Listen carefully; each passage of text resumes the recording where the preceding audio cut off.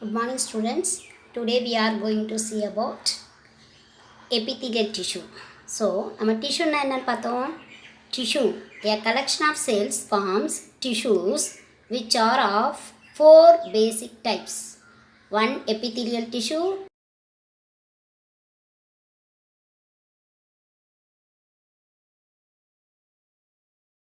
Cells together to form a tissue. அந்த டிஷ்யூவில் 4 பேசிக் types இருக்குது. அந்த பேசிக் டைப்ஸில் இருக்கக்கூடிய ஃபஸ்ட் பண்ணாக இருக்கக்கூடிய எபித்தீலியல் டிஷ்யூவை பற்றி தான் இன்றைக்கி நம்ம பார்க்க போகிறோம்.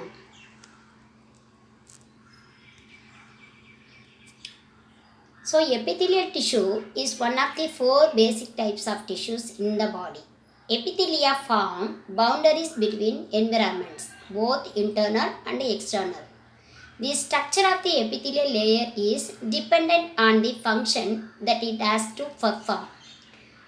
Epithelia are made of sheets of tight connected cells with an underlying basement membrane that attracts the epithelium to the connective tissue beneath. So epithelia என்ன சொல்கிறாங்க, 4 பேசிக் டைப்ஸில் ஒன் ஆஃப் த டிஷ்யூ அப்படின்றது epithelial tissue.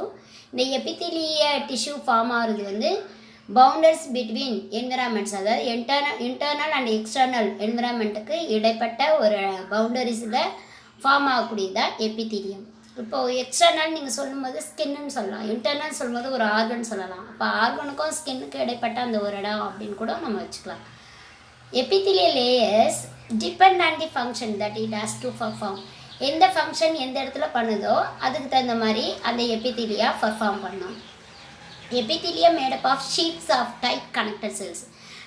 செல்ஸ்லாம் together, collection of cells வந்து together ஃபார்ம்னு சொன்னோம் இல்லையா. அப்போ connected cells டைட்டாக ஒரு ஷீட் மாதிரி மேடப் ஆகிறது தான் எபித்திலியல் லேயர்ன்றது.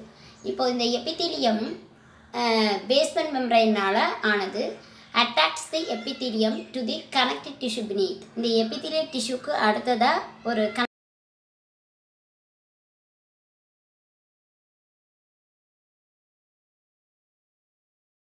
of basement membrane is essential for epithelial development and function. அந்த பேஸ்மெண்ட் மெம்பரைனோட அட்டாச்மெண்ட் இருந்தால் தான் எபித்திலியல் டிஷ்யூ வந்து கண்டிப்பாக அதனோட ஃபங்க்ஷனையும் அதனோட டெவலப்மெண்ட்டையும் இம்ப்ரூவ் பண்ணிக்கிறதுக்கு ஹெல்ப் பண்ணுறது attachment of base membrane. Epithelial cells exhibit polarity, which means that different surfaces of the cell exhibit different properties. அந்த epithelial cells என்ன பண்ணுது, ஒரு பொலாரிட்டியை எக்ஸிபிட் பண்ணுது. அந்த பொலாரிட்டியை எக்ஸிபிட் பண்ணுறதுக்கு மீனிங் என்னென்னா, டிஃப்ரெண்ட் சர்ஃபேஸில் இருக்கிற செல்ஸ் வந்து டிஃப்ரெண்ட் ப்ராப்பர்ட்டிஸை வந்து எக்ஸ்போஸ் பண்ணும், எக்ஸிபிட் பண்ணும் அப்படின்றதான் இந்த பாயிண்டோட meaning. Epithelial tissue is avascular but often richly innervated. Epithelial cells have a regenerative capacity which is depend on their location and function. இந்த epithelial cells வந்து regenerative capacity means ஜெனரேஷன்னா என்ன, திரும்ப உருவாக்கப்படுதல். அப்போ ரீஜெனரேஷன்னா திரும்ப புதுப்பிக்கப்படுறது, திரும்ப சிந்தசிஸ், திரும்ப உருவாக்கப்படுதல், அந்த கெப்பாசிட்டி இருக்குது. So depend on their location and function. எந்த இடத்துல எந்த விதமான எபித்திலியல் டிஷ்யூஸ் இருக்குது, அது எந்த விதமான ஃபங்க்ஷனை பண்ணுதோ அதை பொறுத்து தான் அதை வந்து ரீஜெனரேட்டிவ் கெப்பாசிட்டியை ஏபிள் பண்ண முடியுதுன்னு அர்த்தம். The functions of the epithelia are highly variable depending on their location. அந்த லொக்கேஷனை பொறுத்து இது வந்து வேரியேஷன் ஆகிறதுக்கு இந்த ஃபங்க்ஷன்ஸ் ஆஃப் எபித்திலியா வந்து வேரியேஷன் ஆகும். In areas of the body exposed to environment or noxious stimuli with the main function of protection, example skin. இப்போ நம்ம largest area R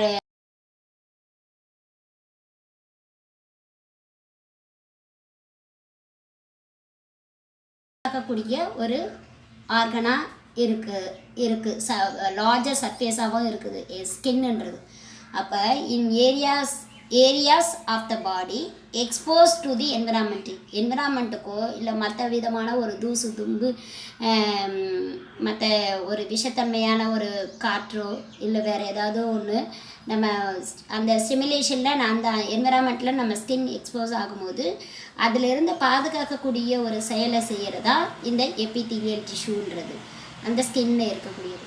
In the intestine, the main function of the lining epithelium is absorption. இன்டெஸ்டைனில் இருக்கக்கூடிய அந்த epithelium அந்த function என்ன பண்ணுதுன்னா அந்த லொக்கேஷனில் இன்டெஸ்டைன்ற லொக்கேஷனில் அந்த எபித்திலியம் அதனோட ஃபங்க்ஷன் அப்சார்ப்ஷன்ன்ற ஃபங்க்ஷனை செய்யுதுன்னு அர்த்தம். தி epithelial lining the tubules of the kidney are specialized for filtration and transport. இப்போ இந்த எபித்திலியல் டிஷ்யூ அந்த கிட்னிலையும் அந்த டியூபுல்ஸ்லேயும் லைனிங்கில் இருக்கும்போது அது என்ன ஃபங்க்ஷனை பண்ணுது அப்படின்னு பார்க்கும்போது filtration and transport. epithelial lining the tubules of the kidney are specialized for filtration and transport. Glandular epithelia specialized to secrete such as the salivary glands. Glandular epithelium அப்படின்னு சொல்லும்போது அது வந்து salivary glandsல some secretions கொடுக்குது. அந்த secretions தான் so நம்ம ஃபுட்டை வந்து டைஜஷன் பண்ணுறதுக்கு ஃபஸ்ட்டு ஹெல்ப் பண்ணக்கூடிய ஒரு கிளாண்ட் அப்படின்னா ஸோ மவுத்தில் இருக்கக்கூடிய சலைவரி கிளாண்ட்ஸ் தான். அந்த சலைவரி கிளாண்ட்ஸில் அந்த லைனிங் வந்து எபித்திலியல் டிஷ்யூவால் ஆனது அப்படின்றாங்க. Epithelium are thin wire diffusion as to occur like the alveoli of the lungs. இந்த எபித்திலியம் என்ற டிஷ்யூ வந்து இந்த லங்ஸில் இருக்கக்கூடிய ஆல்வியோலை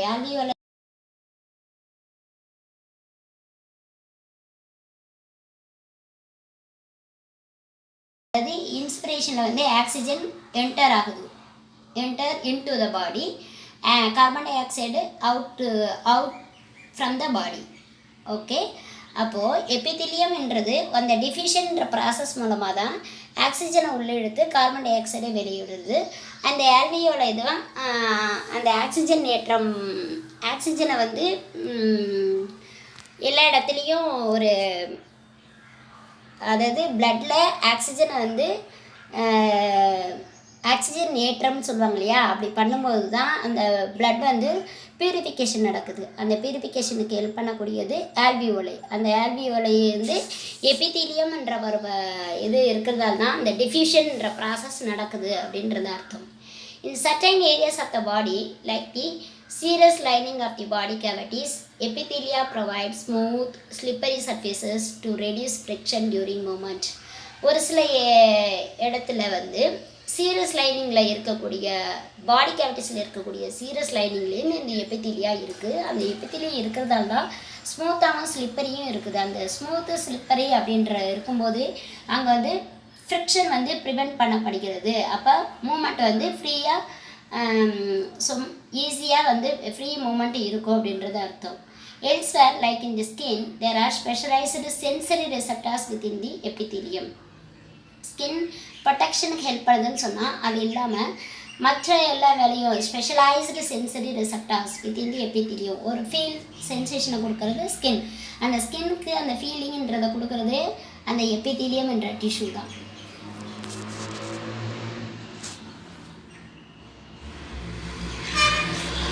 ஸோ அந்த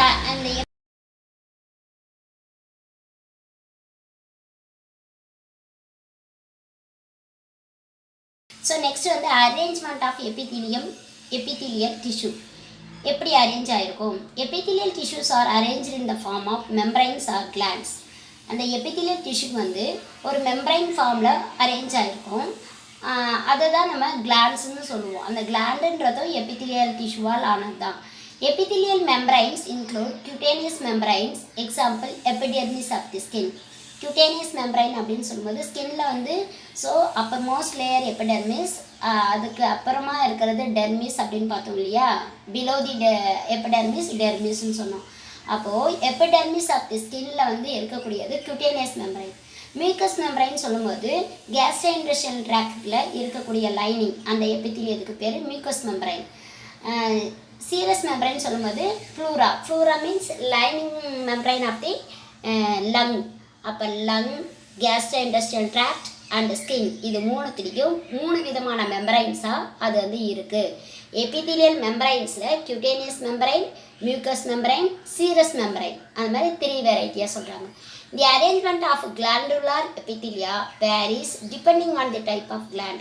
அந்த கிளாண்டில் எபித்திலியா இருக்குன்னு சொன்னேன் இல்லையா, அப்போ டிபெண்டிங் அப்பான் தி கிளாண்டை பொறுத்து தான் அந்த arrangement of glandular epithelium form ஆகிருக்கும் அப்படின்றது அர்த்தம். ஸோ கிளாண்டில் வந்து நீங்கள் எக்ஸோக்ரைன் கிளாண்ட்ஸ் வந்து எபித்திலியால் ஆனது நீங்கள் அடுத்த கிளாஸில் நீங்கள் பார்ப்பீங்க. இப்போ வந்து arrangement of glandular epithelium varies depending on the type of கிளாண்டோட டைப்பை பொறுத்து தான் அந்த கிளாண்டுலார் எபித்திலியம் அரேஞ்ச் ஆகிருக்கும். அதில் நிறைய வெரைட்டிஸ் நம்ம பிறகு பார்ப்போம். அரேஞ்ச்மெண்ட் ஆஃப் எபித்திலியல் டிஷ்யூவில் இன் எக்ஸோக்ரைன் கிளாண்ட்ஸில் தே ஆர்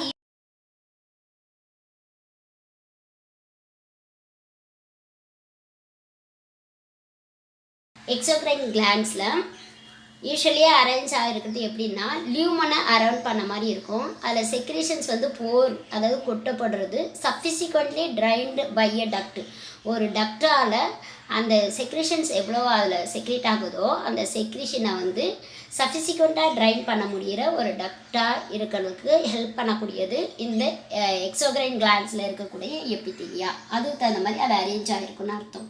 லியூமன் மீன்ஸ் ஒரு குழாய் மாதிரி இருக்குதுன்னு வச்சுக்கோங்க. அந்த குழாயை சுற்றி செக்ரேஷன்ஸ் வந்து இருந்துகிட்டே இருக்கும். அது எந்த இடத்துல கொட்டப்படுதோ அந்த கொட்டப்படுறதுக்கு ஒரு டக்ட்டு தேவைப்படுது இல்லையா? அப்போ அந்த டக்ட்டு வந்து அந்த டக்டில் வந்து இந்த எக்ஸோக்ரைன் கிளாண்ட்ஸ் வந்து அரேஞ்ச் ஆகிருக்கும், ப்ராப்பர் மேனரில் அரேஞ்ச் ஆகிருக்கும். அதுதான் in exocrine glands they are usually arranged around the lumen into which the secretions are poured and subsequently drained by a duct. In endocrine glands, the secretions are poured into the blood. Epithelial cells are usually arranged in clusters or cords surrounding by numerous blood vessels. Endocrine glands சொல்கிறது வந்து அது வந்து டக்டால் கொட்டப்படுது. இதில் வந்து டைரெக்டாக பிளட்டுக்குள்ளே போய் கொட்டிடுது. அந்த secretions வந்து எங்கே போர் பண்ணுது? பிளட்டில். அப்போ எபித்திலியல் செல்ஸ் வந்து யூஸ்வலி அரேஞ்ச் இன் கிளஸ்டர் ஃபார்மில் இருக்கும். கிளஸ்டர் ஃபார்ம் இல்லைனா cord surrounded by numerous blood vessels.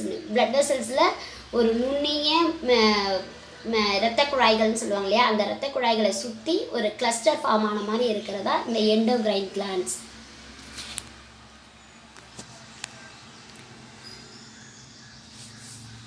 Next, classification of epithelial tissue. Epithelia based on the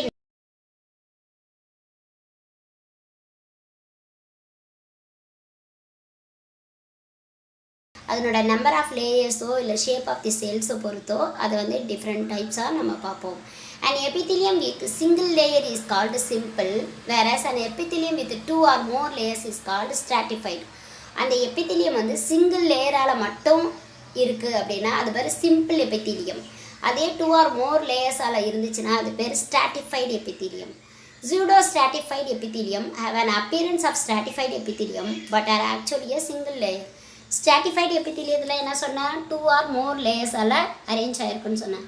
அதே சூடோ ஸ்ட்ராட்டிஃபைடு எபித்திலியம்ன்றது ஸ்ட்ராட்டிஃபைடு மாதிரியே தெரியும், 2 or more மாதிரி தெரியும். ஆனால் பட்டு ஆக்சுவலி அது சிங்கிள் லேயரால் மட்டும்தான் கவர் ஆகிருக்குன்னு அர்த்தம்.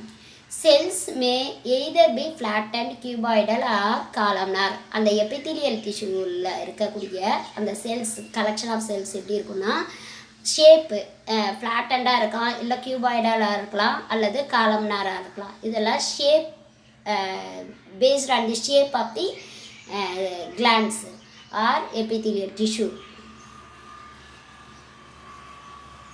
Classification of epithelial tissue la stratified epithelium na enna sonna 2 or more layers அப்படினு சொன்னா. So it is named according to the shape of cells that are closest to the free surface. இந்த name stratified அப்படின்ற name எப்படி வந்துச்சுன்னா shape of the செல்லை பொறுத்து, அதாவது closest to the free surfaces. Free சர்ஃபேஸே இல்லாமல் மாதிரி சர்ஃபேஸே இல்லாத மாதிரி க்ளோசஸ்ட்டாக அளவு நெருக்கமாக அடிக்கப்பட்டிருக்கிறது. அந்த ஷேப் வந்து நெருக்கமாக அடுக்கியிருக்கும். அதுக்கு பேர் stratified epithelium. Cell surface modifications such as cilia, microvilli and stereocilia are also specific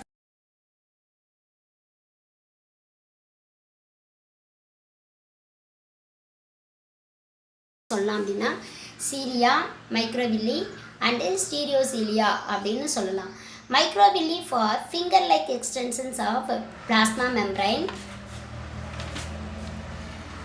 of the apical portion of epithelial cells and increase the surface area available for absorption. Example, small intestine. So already gastrointestinal tract la absorption function ஃபங்க்ஷனுக்கு help பண்ணக்கூடியது இந்த epithelial லேயர்னு சொன்னால், அப்போ அந்த மைக்ரோவில்லைன்றது ஒரு finger like extension, plasma மெம்பரேனில் இருக்கக்கூடிய ஒரு ஃபிங்கர் லைக் ப்ரொஜெக்ஷன் மாதிரி இருக்கும்னு அர்த்தம். அந்த apical portion of the epithelial cells increase the surface area. அப்போ அதனோட ஸ்மால் இன்டெஸ்டைனில் இருக்கக்கூடிய அந்த சர்ஃபேஸ் ஏரியாவை வந்து இன்க்ரீஸ் பண்ணி விடுது. இன்க்ரீஸ் பண்ணுறது எதுக்காக அப்படின்னு பார்த்தீங்கன்னா அப்சார்ப்ஷன் நடக்கிறதுக்காக. ஸோ சர்ஃபேஸ் ஏரியா ரொம்ப லாங்காக லென்த்தியாக நிறைய இருக்கிறதுனால தான் அந்த அப்சார்ப்ஷன்ற ஃபங்க்ஷன் வந்து ஸோ நல்லா நடக்குது அப்படின்றது அர்த்தம். Stereocilia are long microvilli found in absorptive or secretory cells like in the epididymis. Epididymis means male sex genital organsல இருக்கக்கூடிய ஒரு கார்டு. அந்த எபிடிடிஎம்எஸில் வந்து நிறைய அப்சார்ப்டிவ் அண்ட் செக்ரட்டரி செல்ஸ் வந்து தேவைப்படுது. அப்போது இந்த ஸ்டீரியோசிலியான்றது microvilli long microvilli. Stereocilia are long microvilli found in absorptive and secretory cells like in the epididymis. Unlike cilia, they are non-motile. அப்போது இங்கே இந்த மைக்ரோவில்லை தவிர, இந்த ஸ்டீரியோசிலியா தவிர மற்ற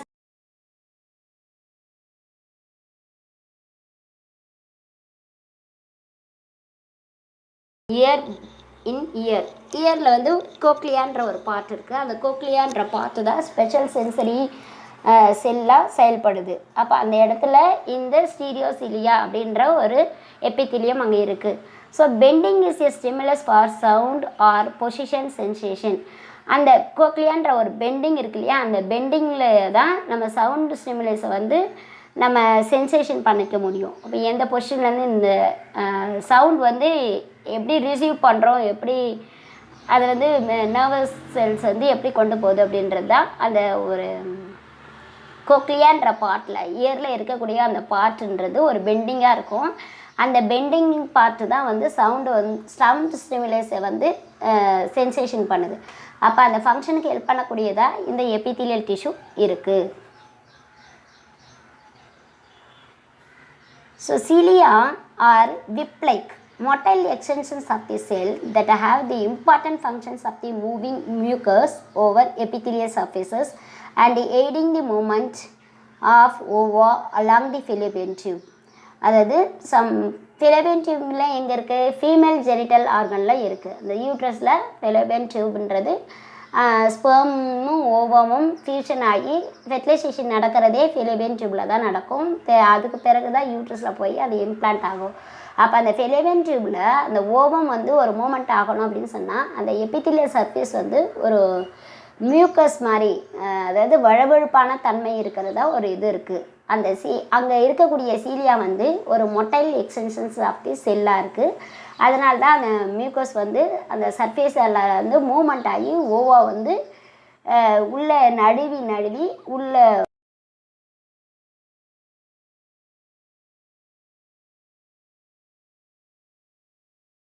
சீலியாலே வந்து எக்ஸ்ட்ரா லாங் சீலியா, லாங்கை விட இன்னும் எக்ஸ்ட்ரா லாங் சீலியாவை வந்து ஃப்ளாஜெல்லான்னு சொல்கிறோம். That R seen in spermatozoa which help in their rapid movement. Spermatozoa means sperm சொல்லுவோம் இல்லையா, மேல் செக்ஸ் செல்ஸ். அந்த செக்ஸ் செல்ஸ் வந்து ஸ்பெர்மட்டோசோவா. அது ரேப்பிட் மூமெண்ட் இருந்தால் தான் ஓவோமா கேட்ச் பண்ண முடியும். அதாவது ஃபீமேல் ஜெனிட்டல் ஆர்கனுக்கு உள்ள அந்த ஸ்பெர்மட்டோசோவா வந்து உள்ளே என்ட்ராகி ரேப்பிடாக போயிட்டு அந்த ஓவோவை கேட்ச் பண்ணணும். அப்போ அந்த ஃபங்க்ஷனை செய்கிறதுக்கு இந்த எக்ஸ்ட்ரா லாங் சீலியா அப்படின்ற எபித்திலியம் வந்து ஹெல்ப் பண்ணுது அப்படின்றத அர்த்தம். ஸோ கிளாசிஃபிகேஷன் ஆஃப் எபித்திலியாவில் நீங்கள் simple squamous epithelium, simple cuboidal epithelium, simple columnar epithelium, pseudo stratified columnar epithelium, இந்த மாதிரி இன்னும் டைப்ஸ் நிறைய பார்ப்போம். இப்போ செல்ஸில் வந்து நீங்கள் என்ன பண்ணுறீங்க, சிம்பிள் இன்னொன்று நம்ம என்ன சொன்னோம், காம்பவுண்டு பார்த்தோம். இப்போ சிம்பிளில் வந்து ஷேப்பில் எப்படி பார்த்தோம், ஸ்குவாமஸ், கியூபாய்டல், காலம்னார் அண்டு இந்த 3 ஷேப்பில் இருக்கக்கூடியதை நம்ம பார்த்தோம். அப்போது simple squamous epithelium located at air sacs of the lungs and the lining of the heart blood vessels and lymphatic vessels. So இங்கெல்லாம் இருக்கக்கூடியது simple squamous epithelium. So 1 mark கொஸ்டினில் இந்த எபித்தீலியம் இந்த பிளேஸில் இருக்கா, இல்லை இந்த பிளேஸில் இருக்கக்கூடிய எபித்தீலியம் எது அப்படின்ற மாதிரி கொஸ்டின்ஸ்லாம் வரும். அதனால் நீங்கள் லொக்கேஷனை வந்து நல்லா தரோவாக படிச்சிருக்கணும், லொக்கேஷன் அண்ட் ஃபங்க்ஷன். ஸோ இப்போ சிம்பிள் ஸ்குவாமஸ் எபித்தீலியம் எங்கெங்கே இருக்கும்? Air sacs of the lungs and lining of the heart, blood vessels and lymphatic vessels. அதனோட ஃபங்க்ஷன் என்ன? allows materials to pass through by diffusion and filtration and secretes lubricate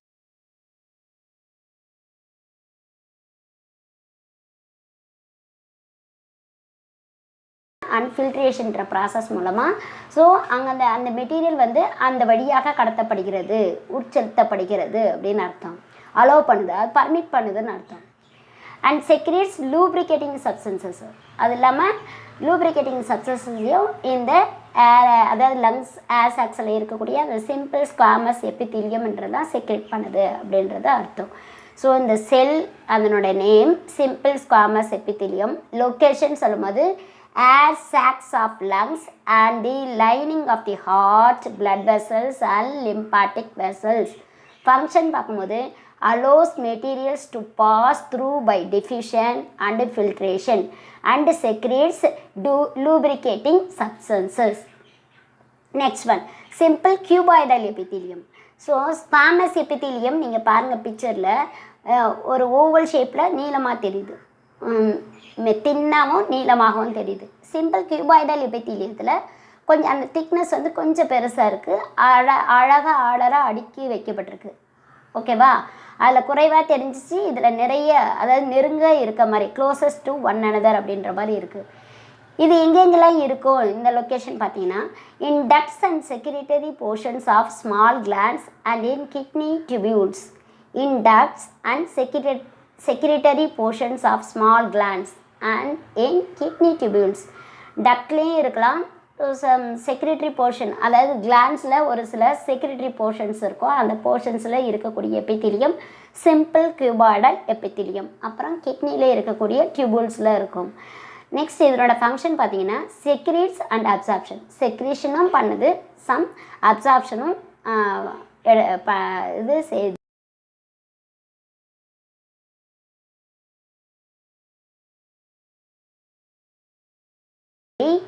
Uterine tubes and uterus smooth or in the digestive tract and bladder. So non-ciliated tissue அதாவது ஸ்மூத்தாக digestive tractல இருக்கும், அது இல்லாமல் bladderல இருக்கும். some ciliated tissue இருக்கிறது bronchi and uterine tube, uterus. non-ciliated tissue இருக்கக்கூடிய இடங்கள் வந்து digestive tract, bladder. சீலியேட்டட் டிஷ்யூவாக இருக்கக்கூடிய இடங்கள் வந்து bronchi, uterine tubes and uterus. Next absorbs. இதனோட ஃபங்க்ஷன் பார்த்தீங்கன்னா அப்சார்ப்ஷன் தான். It also secretes mucus and enzymes. So next one pseudo stratified columnar epithelium. இதனோட லொக்கேஷன்ஸ் பார்த்தீங்கன்னா ciliated tissue lines the trachea and much of the upper respiratory tract. Ciliated டிஷ்யூவா இந்த pseudo stratified columnar epithelium எங்கெங்கெல்லாம் இருக்குன்னு பார்த்தீங்கன்னா lines the trachea and much of the upper respiratory tract. Respiratory ட்ராக்டில் upper போர்ஷனை மட்டும் இருக்கக்கூடிய ஒரு சீலியேட்டட் டிஷ்யூ தான் இந்த சூடோ ஸ்ட்ராட்டிஃபைடு காலம்னார் எபித்தீலியம். இதனோட ஃபங்க்ஷன் பார்த்தீங்கன்னா secretes mucus, ciliated tissue moves, அதாவது மூமெண்ட் ஆஃப் மியூக்கஸ்னு அர்த்தம். மியூக்கஸை செக்ரேட் பண்ணி இந்த சீலியேட்டட் டிஷ்யூ என்ன பண்ணுது, மியூக்கஸை மூமெண்ட்டு பண்ணுறதுக்கு ஹெல்ப் பண்ணுது அப்படின்றது அர்த்தம். So next stratified squamous epithelium. இப்போ ஸோ ஃபஸ்ட் ஒன் வந்து சிம்பிள் பார்த்தோம். இப்போ வந்து stratified squamous epithelium, stratified cuboidal epithelium, stratified columnar epithelium and transitional epithelium. இந்த 4 பார்க்க போகிறோம். இப்போ ஸ்ட்ராட்டிஃபைடு ஸ்குவாமஸ் எபித்தீலியத்தில் அதனோட லொக்கேஷன் பார்த்தீங்கன்னா lines oesophagus, mouth and vagina. ஈசோபேகஸோட லைன் அண்ட் மவுத், வஜைனா இந்த மாதிரி இடங்களில் இருக்கக்கூடிய எபித்தீலியம் ஸ்ட்ராட்டிஃபைடு ஸ்குவாமஸ் எபித்தீலியம். இதனோட ஃபங்க்ஷன் ப்ரொடெக்ட்ஸ் அகெயின்ஸ்ட் அப்ரேஷன்ஸை வந்து அதுக்கு எதிராக பாதுகாக்கக்கூடிய ஒரு எபித்திலியமாக இருக்கிறது தான் இந்த ஸ்ட்ராட்டிஃபைடு ஸ்குவாமஸ் எபித்திலியம். அதாவது அந்த இடத்த பாதுகாக்குது, எந்த ஒரு லேசரேஷனோ ஒரு அப்ரேஷனோ இல்லாமல் பார்த்துக்குதுன்னு அர்த்தம்.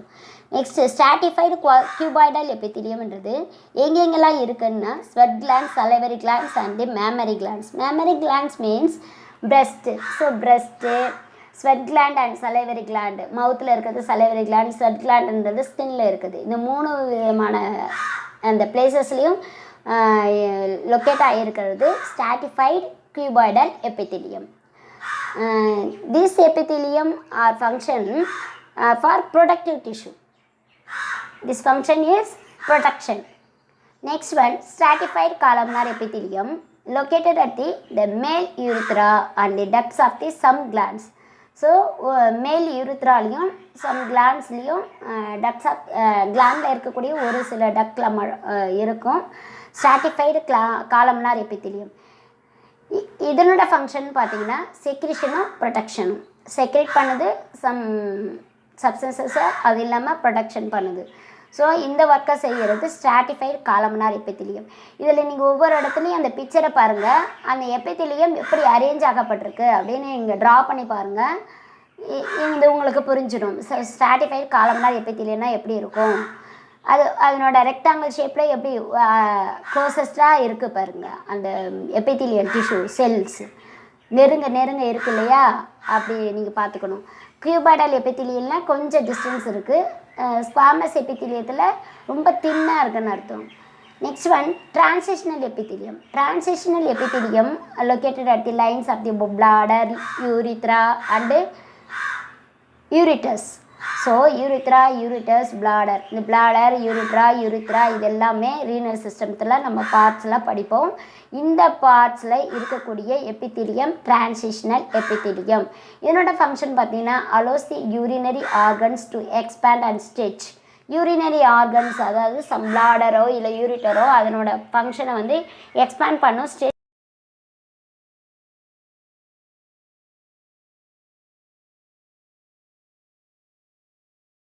ஹெல்ப் பண்ணக்கூடியது இந்த டிரான்சிஷனல் எபித்திலியம்.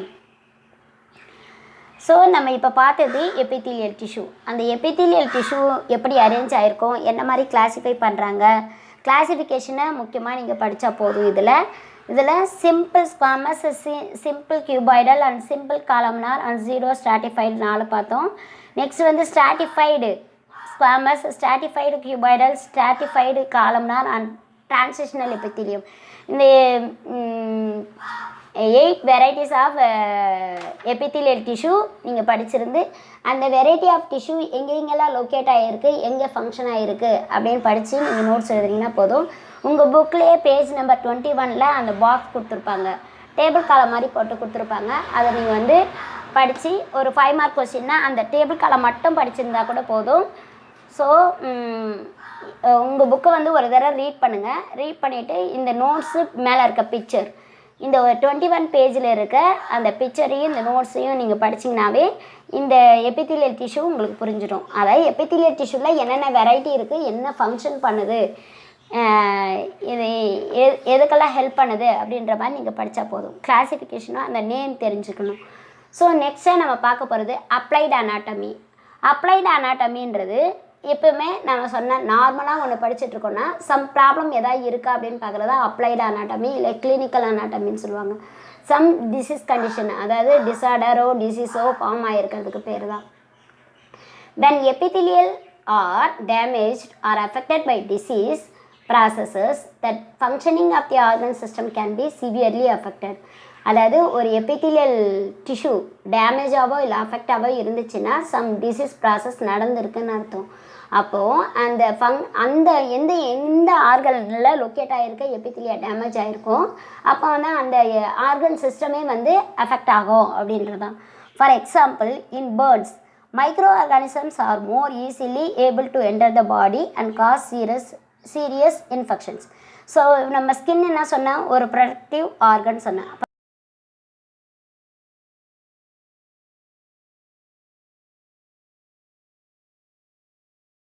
இருக்கிறது ஸ்கின். அந்த ஸ்கின்லே பர்ன்ஸ்னு ஒரு தீப்புண் ஏற்பட்டுருச்சு அப்படின்னு சொன்னால் அப்போ அந்த ஸ்கின்ல இருக்கிற எபித்திலியல் டிஷ்யூ எல்லாமே வந்து அஃபெக்ட் ஆகிருக்குன்னு அர்த்தம். சீரியஸாக அதனோட ஃபங்க்ஷனை செய்ய முடியாது, ப்ரொடக்ஷன்ற ஃபங்க்ஷனை செய்ய முடியாது. அப்போ என்ன ஆகும், மைக்ரோ ஆர்கானிசம் ஈஸியாக உள்ளே என்ட்ராகி உள்ளே போயிட்டு சம் இன்ஃபெக்ஷன்ஸை வந்து ஏற்படுத்தும். அப்போ ஸ்கின் ஹீலாக அந்த எபித்தீலியம் கரெக்டான ஒரு ஃபங்க்ஷனை செய்ய முடியாத காரணத்தால் சம் இன்ஃபெக்ஷன்ஸ் ஸ்கின்குள்ளே என்ட்ரு ஆகிட்டு திரும்பவும் நம்ம பிளட் வெசல்ஸ்குள்ளேயே என்ட்ராகி சம் ஃபேட்டல் கண்டிஷன் எல்லாம் உருவாக்கக்கூடிய ஒரு சூழ்நிலையை கொண்டு வருதுன்னு அர்த்தம். ஸோ எபித்தீலியம் கரெக்டாக இருந்தால் தான் அதனோட செக்ரிஷனை கரெக்டாக பண்ண முடியும், ப்ரொடக்ஷனை பண்ண முடியும், டிரான்ஸ்போர்ட்டை பண்ண முடியும். அந்த எதுவுமே அந்த செயல் இழந்து போயிடுச்சு அப்படின்னு சொன்னால் ஸோ பிளட் வெசல்ஸ்குள்ளே சம் ப்ராப்ளம்ஸ் வர ஆரம்பிச்சிடும், ஹார்ட்டுக்குள்ளே ப்ராப்ளம் வரும். இப்போ பேர்ன்ஸ்னு ஒன்று நடக்கிறதால அந்த அந்த எபித்தீலிய லேயரே ஃபுல்லாக வந்து டேமேஜ் ஆகுது. அந்த டேமேஜ் ஆகிறதால உள்ளே என்ட்ரு ஆகுது, இன்ஃபெக்ஷன் ஆகுது, சம் வேறு ஃப்ளூயிட் இம்பேலன்ஸ்லாம் நடந்து ஸோ டெத் ஆகிற கண்டிஷனுக்கெல்லாம் போக வேண்டியதாக போயிடுது. ஸோ பேர்ன்ஸில் மைக்ரோ ஆர்கானிசம் ஈஸியாக உள்ளே என்ட்ரு ஆகிடுது, அதனால் ஒரு சீரியஸ் இன்ஃபெக்ஷன் வர்றதுக்கு வாய்ப்பு இருக்குது அப்படின்னு சொல்கிறதா applied anatomy. Epithelia are a common site for tumours to occur. எபித்தீலியாவில் வந்து அதிகமாக இருக்கக்கூடிய ஒரு இது வந்து டியூமர் தான், கட்டி ஃபார்ம் ஆகுதுன்னு சொல்லுவாங்க இல்லையா. For example lung cancer. Pathological process first affects the epithelial cells lining the air passages. ஏர் பேசஸ்னால் நம்ம ட்ரக்கியா, பிராங்கை, ஆல்வியோலை இது மாதிரிலாம் சொன்னோம் இல்லையா, அந்த மாதிரி ஏர் பேசேஜஸில் இருக்கக்கூடிய எபித்தீலியல் செல்ஸ் வந்து எஃபெக்ட் ஆகுது அப்படின்னு சொன்னால் அங்கே வந்து ஒரு கட்டி ஃபார்ம் ஆகும். அந்த கட்டி வந்து புற்றுநோய் கட்டியாகவும் இருக்கலாம்.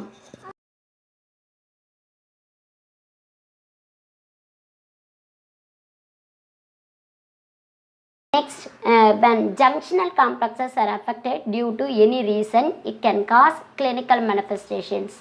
அதாவது சம் ஜங்ஷனல் காம்ப்ளெக்ஸஸ், நம்ம ஜங்ஷன் சொல்லி செல் அந்த டிஷ்யூவில் இருக்குது, அது வந்து ஒரு பொலாரிட்டியை மெயின்டைன் பண்ணக்கூடியதாக இருக்கும்.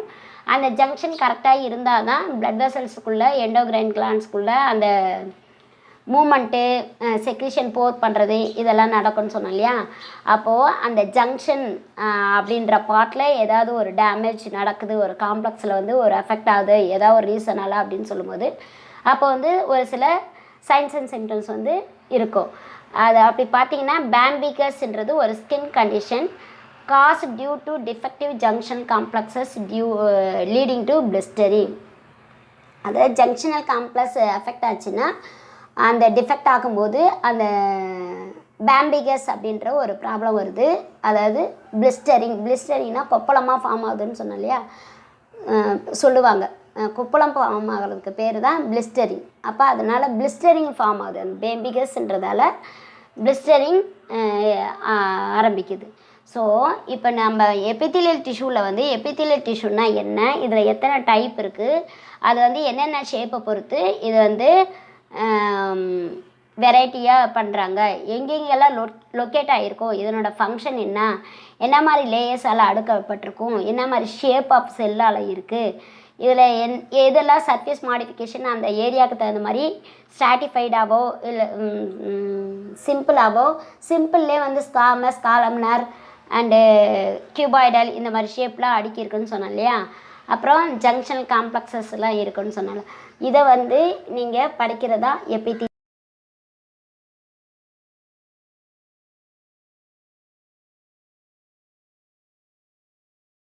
இந்த பேஜ் நம்பர் 21 இருக்கிற அந்த டேபிள் காலமும் அந்த பிக்சரும் நீங்கள் நோட்ஸில் எழுதியிருக்கணும் உங்கள் நோட் புக்கில். Okay, thank you.